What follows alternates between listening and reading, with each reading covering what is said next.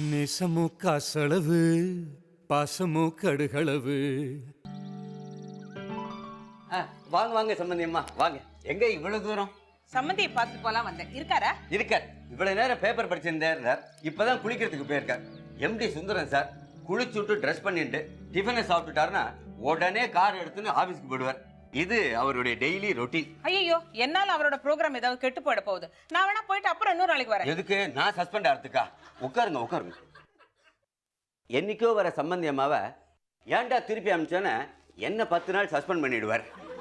அப்புறம் நீங்க எம்டி சாரை எதுக்கு பார்க்க வந்திருக்கீங்கன்னு நான் தெரிஞ்சுக்கலாமா? அது அவர்கிட்ட தான் சொல்ல முடியும். ஓஹோ, புரிஞ்சு போச்சு. எனக்கு நன்னா புரிஞ்சு போச்சு. கல்யாணம் ஆகி இவ்வளவு நாள் நல்ல நியூஸ் வரலையே நினைச்சிட்டு இருந்தேன். நீங்க வந்தாச்சு, நல்ல நியூஸும் வந்தாச்சு. என்ன சார் உளறீங்க? எனக்கு எல்லாம் தெரியும். நீங்க எதுக்கும் கவலைப்படாதீங்க. எம்டி சார் எல்லா ஏற்பாடையும் பண்ணிப்பார். சீமந்தம் மிரட்டலாவே இருக்கும். ஏற்கனவே பேண்டுக்காரனுக்கு அட்வான்ஸ் கொடுத்துட்டு தினம் அவங்க 2 தடவை வந்து என்னைக்கு என்னைக்கு அப்படின்னு வேற கேட்டுக்கிட்டு இருக்காங்க. என்ன அப்படி பாக்குறீங்க? ஓஹோ, குழந்தை கௌதம் கலரா இல்லாம அருந்ததி மாதிரி கருப்பா பிறந்துட்டா என்ன பண்றதுன்னு யோசிக்கிறீங்க இல்ல? குழந்தை கருப்போ சேப்போ நம்ம பேர குழந்தைன்னு நீங்க நினைச்சு பாருங்க, ஒரு குறை இருக்காது உங்களுக்கு. நீங்க எப்பவும் இங்கேயே தான் இருப்பீங்களா? ஒரு பாதி நேரம் இங்க இருப்பேன், பாதி நேரம் ஆபீஸ்ல இருப்பேன். எந்த பாதி எங்க இருப்பீங்கன்னு தெரிஞ்சிருந்தா உங்களை சந்திக்கிற இந்த பெரிய சோதனைய அவாய்ட் பண்ணியிருந்திருப்பேன்.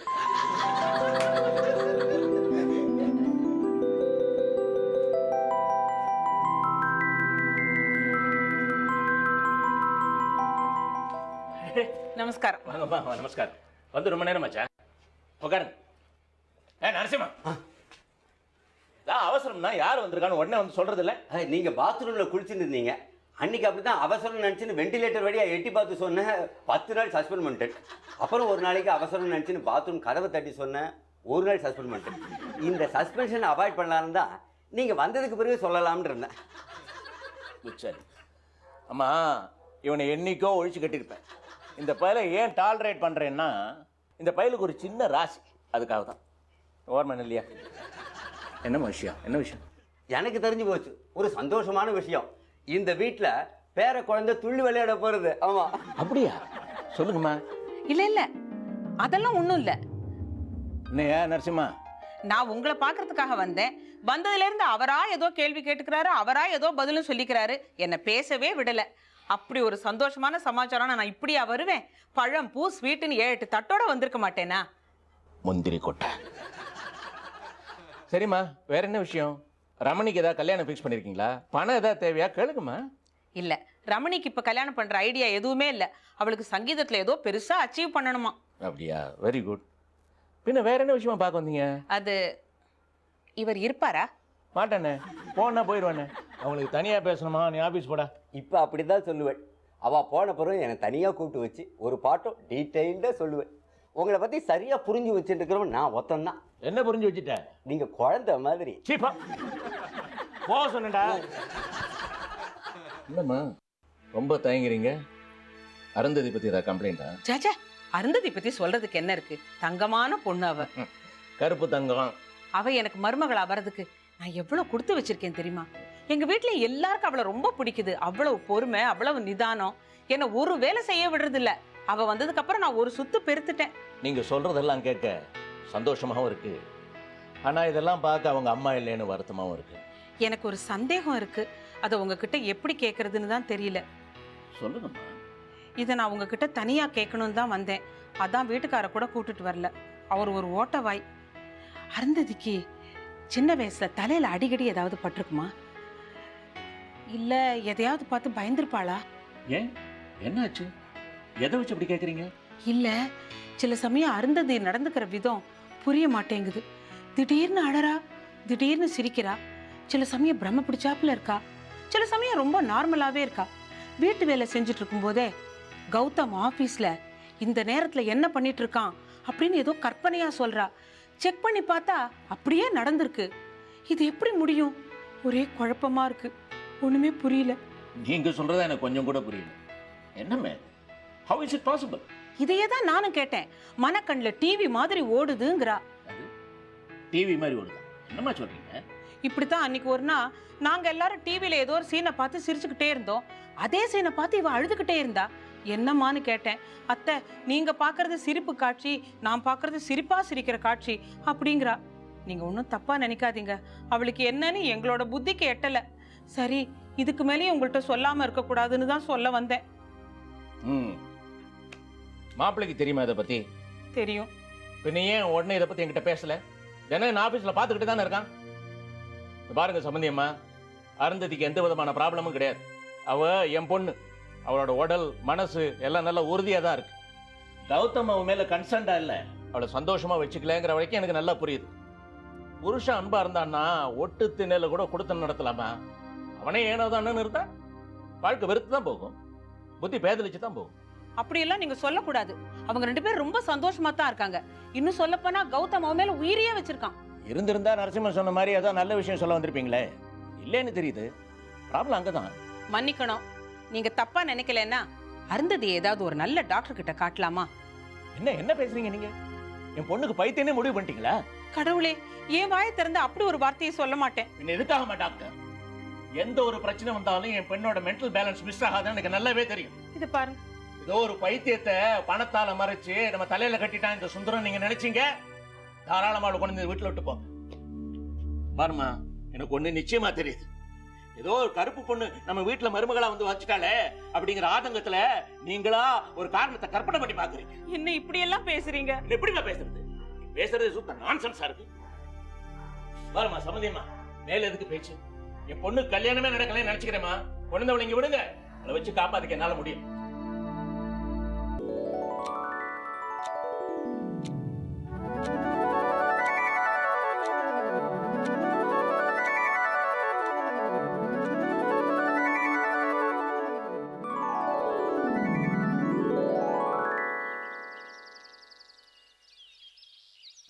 ஹலோ ஹலோ ஹலோ, ஒரு நிமிஷம். என்னது, ரோஜா பூ மாலையெல்லாம் எடுத்துட்டு அரசியல்வாதியை பார்க்குற வர மாதிரி பத்திரிக்கை ஆஃபீஸ்க்குள்ள வந்திருக்கீங்க? எனக்கு எடிட்டரை பார்க்கணுமா? நான் எடிட்டரோட பிஏ தான், பேர் ரோஸ். இந்த ஆஃபீஸில் எல்லாமே நான் தான். நீங்கள் என்ன இருந்தாலும் என்கிட்ட சொல்லுங்கள். நோ, எனக்கு எடிட்டர் தான் பார்க்கணும். அப்பாயின்மெண்ட் கூட வாங்கியிருக்கேன்.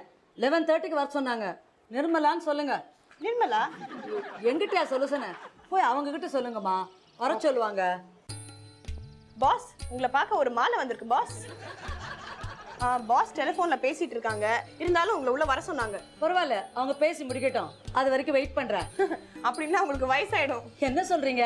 அவங்க எப்போ டெலிஃபோன் கான்வர்சேஷனை முடிச்சு அப்புறம் நீங்கள் எப்போ போய் பார்த்து, you know my boss was one with telephone in hand. சரி சரி, நீங்கள் வாங்க போகலாம். பாருங்க, பெண்களுக்கு என்ன மாதிரிலாம் ப்ராப்ளம்ஸ் வருது பாருங்க. 33% ரிசர்வேஷன் கொடுத்து கீழ்ச்சிட போறாங்களா இவங்க? நீங்க ஒன்றும் கவலைப்படாதீங்க, கவர் ஸ்டோரி பண்ணி இந்த கேஸை கிழின்னு கீழ்ச்சிடுறேன் பாருங்க. வணக்கம். நீங்க என்ன பண்றீங்க, ஃபுல் டீட்டெயில்ஸோட நாளைக்கு என்ன வந்து ஆஃபீஸில் பாருங்க. எனக்கு எதுக்கு இந்த மாலையெல்லாம்? உங்களுக்கு இல்லைங்க, இங்க நான் வந்து இந்த கேஸை சும்மா விட போறது இல்லை. துளசி பத்திரிகைக்கு இது ஒரு மிகப்பெரிய பிரஸ்டீஜ் இஷ்யூ. பாப்டுகார் உங்களுக்கு ரொம்ப நல்லா இருக்கு. உங்களை சொல்லலைங்க, இங்கே சொல்கிறேன். நாளை காலையில் கரெக்டாக 11 மணிக்கெலாம் என்னை வந்து பாருங்க. ஓகே. பாப்டுகார் உங்களுக்கு ரொம்ப நல்லா இருக்கு, உட்காருங்க. என்ன விஷயம்? உங்கள் அட்வைஸ்னால தான் இன்னைக்கு என் வாழ்க்கை நல்லா இருக்குங்க. உங்களை நான் இப்போ தானே முதல் தடவையாக பார்க்குறேன். ஆர்டிஸ்ட் என்ன படம் போட்டிருக்காரு? கசாப்பு கடைக்காரனு காந்திக்குள்ளே வச்ச மாதிரி வேற படம் போட சொல்லு. உங்களுக்கு நான் எப்போ அட்வைஸ் கொடுத்தேன்? மேடம், உங்கள் பத்திரிகையில் பெண்களோட அந்தரங்க பிரச்சனைகளுக்கு பதில் எழுதுறீங்களே. துளசி பத்திரிகையோட ஹைலைட்டே சகுந்தலாவின் அட்வைஸ் தானே. காதல் என்ன கருகமணித்தோடா? இது முத்து. வாசகர்கள்கிட்ட இருந்து நிறைய லெட்டர்ஸ் வரும். என் கணவனுக்கும் ஆஃபீஸில் ஒர்க் பண்ணுற ஸ்டெனோவுக்கும் தொடர்பு, இதை கண்டிக்கிறதா இல்லைன்னா அப்படியே விட்டுறதாலாம் கேட்பாங்க. பெண்களாக பிறந்தாலே ஒரே பிரச்சனைகள் தான். இதே மாதிரி ஒரு லெட்டர் ஜூலை மாதம் உங்கள் அட்வைஸ் பகுதிக்கு நான் எழுதியிருந்தேன். நீங்களும் பதில் எழுதியிருந்தீங்க. ஜூலை மாதமா? ரோஸ் பாஸ், மசால் வடை எங்கேயோ போடுறாங்க போல இருக்கே. வாசனை மூக்கு தொலைக்குது. உங்களுக்கு மேலே வாசனை? எனக்கு டீசல் வாசனை தாங்க வருது. நியாயம் தானே, அதானே இப்போ கரண்ட் ப்ராப்ளம், டீசல் விலை. உங்கள் முக்கு தான் கரெக்ட் பாஸ். மசால் வடை தான் நம்ம கேன்டீனில் தான் போடுறாங்க. நம்ம வேணா போய் சூடாக 4 மசால் வடை வாங்கிட்டு வரட்டா? தின்றதுக்குன்னே ரெடியாரு. ஜூலை 5 எடுப்போம். S pass. ரோஸ் பாஸ், என்ன வேலை பார்க்குற நீ? ஏன் பாஸ்? போட்ட மாலே கழட்டாமே உட்காந்துருக்கேன், பார்த்துட்டு பேசாம போற. எதுக்கு இருக்க நீ? கழட்டி வைக்க சொல்லி ஞாபகப்படுத்த வேண்டாமா? பார்த்தேன் பாஸ், இருந்தாலும் மாலையும் கழுத்துமா நீங்க எவ்வளவு அழகா இருக்கீங்க தெரியுமா? சரி சரி, அழகா இருக்கேன், அது வேற விஷயம். அதுக்காக மாலையும் கழுத்துமா அலைய முடியுமா? யாருடா மாலை போட போறாங்கன்னு இந்த மாலைக்காக அலைன்னு அலையிறேன்னு நினைச்சுக்க மாட்டாங்களா? இந்த மேடம் நினைக்க மாட்டாங்களா? நான் நினைக்கல மேடம், நான் நினைக்கல. நீங்க மனசுக்குள்ள நினைப்பீங்க. பாருடா பாருடா, இன்னும் நீ ஞாபகப்படுத்தல. மாலை கழட்டுங்க பாஸ். எனக்கு தெரியாதா? நீங்க யாரு? உங்களுக்கு என்ன வேணும்? மேடம், அந்த மாலையை போட்டதே நான் தான். S S. ரோஸ், இந்த ஜூலை ஃபைல் என்னாச்சு? எடுப்போ. S pass. உங்க ப்ராப்ளம் என்னன்னு சொல்லியிருந்தீங்க? மேடம், என் ஹஸ்பண்ட் குடிகாரன், நானும் என் 3 குழந்தைகளும் நிம்மதி இல்லாமல் இருக்கோம், டைவோர்ஸ் பண்ணிக்கலாமான்னு கேட்டு எழுதியிருந்தேன். அதுக்கு நான் பத்திரிக்கையில் என்ன பதில் சொல்லியிருந்தேன்? இப்படி எழுதிருக்கீங்க பாஸ். உங்கள் பிரச்சனை புரிகிறது, டைவர்ஸ் நியாயமானதே. ஆனால் 3 குழந்தைகளை எப்படி 2 பேரும் சமமாக பிரித்துக் கொள்வீர்கள்? 4 குழந்தைகளாக இருந்தால் ஆளுக்கு 2ஆக பிரித்து கொள்ளலாம். ஆகவே விவாகரத்து ஐடியாவுக்கு முன்னால் 4வது குழந்தையை பெற்றுக்கொள்ளவும், அதன் பிறகு டைவர்ஸ் செய்து கொள்ளவும். அடடா அடடா, என்ன அற்புதமா பதில் சொல்லியிருக்கேன் பாத்தீங்களா? நான் சொன்னபடி நடந்ததா? மேடம், உங்க லெட்டரை எங்க ஹஸ்பண்ட் கிட்ட காமிச்சேன். நீங்க சொல்றது நியாயம் இருக்குன்னு ஃபீல் பண்ணாரு. பாத்தீங்களா? அதனால இன்னொரு குழந்தை பெத்துக்கிறதுன்னு தீர்மானிச்சிட்டோம். அப்ப சந்தோஷமா டைவர்ஸ் ஆயிடுச்சா? இல்ல, இப்ப வயிற்றுல 3 மாசம். இந்த 3 மாசத்துல அவர் திருந்திட்டார் மேடம். இப்ப நாங்க சந்தோஷமா ஒத்துமையா இருக்கோம். Very good very good. சூபம். ஒத்துமையா இருக்கோன்னு இன்னும் பெத்துக்க கூடாது, அப்புறம் 5 குழந்தைகள் ஆயிடும். டைவர்ஸ் போது எப்படி பிரிச்சுக்கிறது? 2.5 5 2ஆல வகுக்கிறது கஷ்டம்னு 6வதுக்கு வழி பண்ணிக்குவீங்க. இப்படியே போயிட்டு இருந்தா இதுக்கு என்ன முடிவு? ஸோ 5, 7, 9ன்னு குழந்தைங்க இருக்கிறப்போ சண்டை போட்டுக்காதீங்க. 6, 8, 10ன்னு குழந்தைங்க இருக்கிறப்போ சண்டை போட்டுக்கோங்க. Rose, yes boss. இங்க நீ எடிட்டரா இல்ல நான் எடிட்டரா? Sorry boss. எங்களுக்குள்ள இனிமே சண்டையே வராது மேடம். டைவர்ஸுங்கிற பேச்சே எடுக்கிறது இல்லைன்னு 2 பேரும் சத்தியம் பண்ணிட்டோம். ரொம்ப நன்றி மேடம். இந்த முன் யோஜனை 3 பிள்ளைங்களை பெத்த போதே வந்திருக்கலாம். இப்போ தேவையில்லாம 4வது வயித்துல. Rose. Yes boss. Thank you madam. அப்ப நான் வரேன் மேடம். பாஸ், இந்த கேஸாவது பரவாயில்ல, நீங்க அட்வைஸ் பண்ணீங்க, பிரச்சனை முடிஞ்சு போச்சு. ஆனா போன இஷ்யூல ஐநாவரத்துல இருந்து ஆண்டாள்னு ஒருத்தங்க கேட்டிருந்த கேள்விக்கு நீங்க சொன்ன பதில் எவ்வளவு காம்ப்ளிகேஷனை கொண்டு போய் விட்டுச்சு தெரியுமா? என்ன சொல்ற? என்ன கேள்வி? அதுக்கு நான் என்ன அட்வைஸ் கொடுத்துருந்தேன்? என் புருஷன் என்ன அடிக்கிறாரு, உதைக்கிறாரு, எனக்கு வாழவே பிடிக்கல, என்ன பண்றதுனே தெரியல அப்படின்னு கேட்டிருந்தாங்கல்ல. அப்படிப்பட்ட முரட்டு புருஷனோட எதுக்கு வாழணும்? பேசாம வெட்டி விட்டுரு அப்படின்னு பவர்ஃபுல்லா அட்வைஸ் கொடுத்துருந்தேனே. அங்கதான் பாஸ் பிரச்சனையே ஆயிடுச்சு. என்ன பிரச்சனையாச்சு? புருஷனை ஒரே வெட்டி போட்டுட்டுமா அருவாளால அப்படின்னு ஃபோன் பண்ணி கேட்டுச்சு அந்த ஐநாவர ஆண்டாளு. என்ன என்ன என்ன உளர்ற நீ? வெட்டி விட்டுருன்னு நான் சொன்னது டைவர்ஸுங்க அர்த்தத்துல தானே சொன்னேன். அது எனக்கு புரியுது, ஆனா அந்த ஐநாவர ஆண்டாளுக்கு புரியலையே. எந்த அருவாளை யூஸ் பண்றதுன்னு போன்லயே கேக்குது. ஓடு ஓடு ஓடு, நிக்காத ஓடு. அயனாவரம் போய் அவளை தேடி கண்டுபிடி. அவ கை காலில் விழுந்து நான் அந்த அர்த்தத்துல சொல்லல அப்படின்னு அவளை கன்வின்ஸ் பண்ணு. அவளை கன்வின்ஸ் பண்ணாம நீ ஆபீஸ் பக்கம் வராத. ஓடு ஓடு.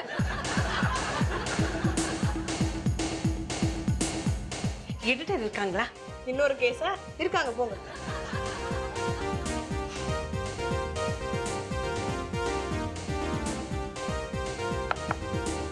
Come in.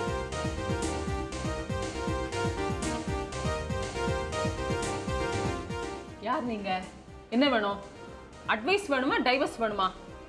நேர்ல பார்க்க எவ்வளவு அழகா இருக்கீங்க.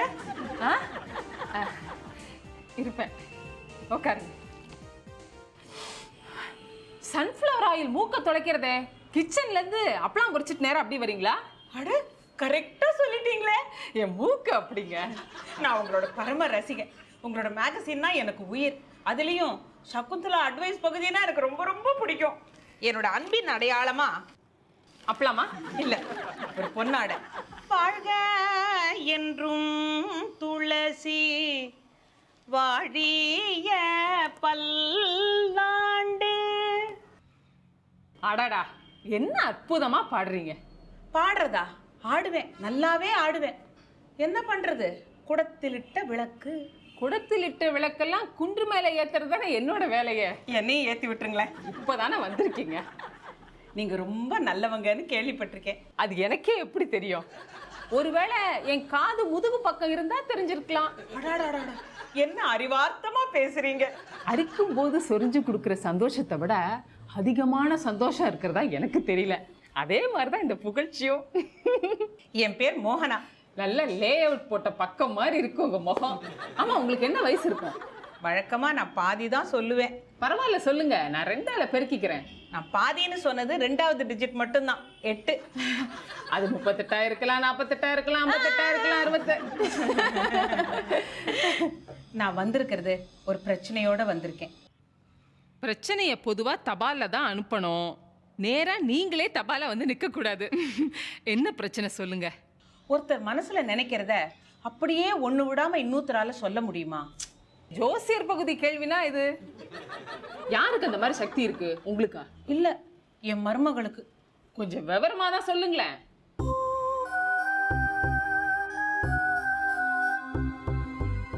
அருந்ததி, எதுக்கு அழற?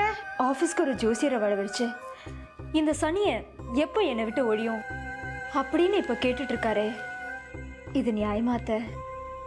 இப்ப கேட்டுட்டு இருக்கானா? என்ன சொல்ற நீ? ஆமா அத்தை, இப்போ இந்த நிமிஷம் அந்த ஜோசியர்கிட்ட என்னை பத்தி தாறுமாறா திட்டிக்கிட்டே ஜோசியம் கேட்டுட்டு இருக்காரு. இப்போவா? இந்த நிமிஷமா? மாமா, நான் கருப்பு ராட்சசியா? இப்போ இந்த நிமிஷம் ஆபீஸ்ல அவரோட வேலை பார்க்குற ஒருத்தர்கிட்ட இப்படி திட்டி தீத்துட்டு இருக்காரு. எனக்கு தெரியுது மாமா, ரொம்ப கிளியரா தெரியுது. என் இந்த ட்ரெஸ்ல பார்த்தா ஆசை வருதா? ஏன் கேக்குற? இல்ல, பொண்டாட்டியா பார்த்தா ஆசை வரணும், பயம்தான் வருதுன்னு ஆபீஸ்ல அப்பா அம்மா கிட்ட சொன்னீங்களே, அதனாலதான் இந்த ட்ரெஸ் சேஞ்ச். பிடிச்சிருக்கா? ஆசை வருதா? ஆச்சரியமா இருக்கே. உங்க மருமகளுக்கு ஏதோ ஒரு அபூர்வ சக்தி இருக்கு. நான் உங்களை கண்டிப்பா பார்த்தாகணும். உங்க மூலமாவோ உங்க பத்திரிக்கை மூலமாவோ இது ஏன் எப்படின்னு தெரிஞ்சு எல்லா குழப்பமும் தீர்ந்தா எங்க குடும்பத்துக்கே நிம்மதியா இருக்கும். எங்க பத்திரிக்கைக்கு எவ்வளவு பெரிய மேட்டர் கிடைச்சிருக்கு. இதை நான் லேஸ்ல விட்டுருவேனா? நாளைக்கே நான் உங்க வீட்டுக்கு வரேன். விலாசம் சொல்லுங்க. மிஸ்ஸஸ் மோகனா. மிஸ்ஸஸ் மோகனா, வாங்க வாங்க வாங்க வாங்க. நீங்க வரதுக்கு முன்னே ரெடியானு தான் நினைச்சேன். நீங்க ரெடியாறதுக்கு முன்னாடியே வந்துடணும் நான் நினைப்பேன். அதான் எங்க பாஸ். ரோஸ். Yes boss. இங்க பக்கத்துல என்ன சமைப்பாங்களா? மீனை போட்டு இப்படி வறுக்குறாங்களே. ஸ்மெல்ல வச்சு என் பாஸ் என்ன மீன் கரெக்டா கண்டுபிடிச்சிருவாங்க. ரோஸ். Sorry boss. உங்க மருமகளை பாத்துடலாமா? பார்க்கலாமே. அவ உள்ளதான் இருக்கா. துளசி பத்திரிக்கையில இருந்து யாரோ உன்னை பார்க்க வர போறாங்கன்னு மட்டும் தான் சொல்லி வச்சிருக்கேன். வேற விவரம் எல்லாம் ஒன்னும் சொல்லல. நீங்க ஒண்ணும் கவலைப்படாதீங்க, எல்லாத்தையும் நான் அழகா ஹேண்டில் பண்ணிக்கிறேன். எவ்வளவு பெக்யூலியர் கேஸ்லாம் என் பாஸ் எவ்வளவு ஈஸியா டேக்கிள் பண்ணிருக்காங்க தெரியுமா? ரோஸ். Sorry boss. நீ என்ன பண்ற? நீங்க என்ன சொன்னாலும் பண்றேன் பாஸ். ஒன்னும் பண்ண வேணாம், பேசாம உட்கார்ந்துருக்க. நீங்க கூப்பிட்டா கூட நான் வர வேணாமா பாஸ்? இந்த அதிக பிரசங்க எப்படி நான் டாலரேட் பண்றேன்னு கேட்கறதுக்கு வரீங்க? நேத்தே கேட்கணும்னு நினைச்சேன். நீங்க இருங்க பாஸ். எங்க பாஸுக்கு right hand, left hand, diary, computer, carry bag எல்லாமே நான் தான். உதவியை விட உபதிரவம் தான் ரொம்ப. இந்த செயின் எத்தனை பவுன்? 6 பவுன். இது 12 பவுன். எங்க விட்டேன்? நான் 12 பவுன்ல விட்டீங்க பாஸ். கிரேட் திங்கர் இல்லையா? அப்பப்போ என் பாஸை மறுபடியும் இந்த உலகத்துக்கு கூட்டு வரதா என் வேலையே. நீங்க என்ன பண்றீங்க? உங்ககிட்ட இந்த டாக் செயின் இருக்கா? எதுக்கு? அத போட்டு இந்த நியூசன்ஸை கட்டி வைங்க. நான் போய் உங்க மருமகளை பார்த்து வந்துடுறேன். ரூம் எங்க இருக்கு? இதோ இங்கதான். எந்த ஊரு? எனக்கு திருநெல்வேலி. புடவைய கேட்டேன். பீமாவரம். ரோஸ். பாஸ், இந்த நியூசன்ஸ் இல்லாம என்னோட பாஸ்னால ஒரு நாள் கூட குப்பை கொட்டவே முடியாது. வீட்ல வச்ச பேரா ரோஸ்ங்கிறது? இல்ல இல்ல, என் பாஸ் வச்ச பேரு. என்னோட ஒரிஜினல் பேரு ரோஜா. இருந்தாலும் ஒரே பேர்ல 2 பிரபலமானவங்க இருக்க கூடாது இல்லையா? அதனால தான் ரோஸ்னு கூப்பிடுவாங்க. Good morning. ஏய், பிளாட்டி.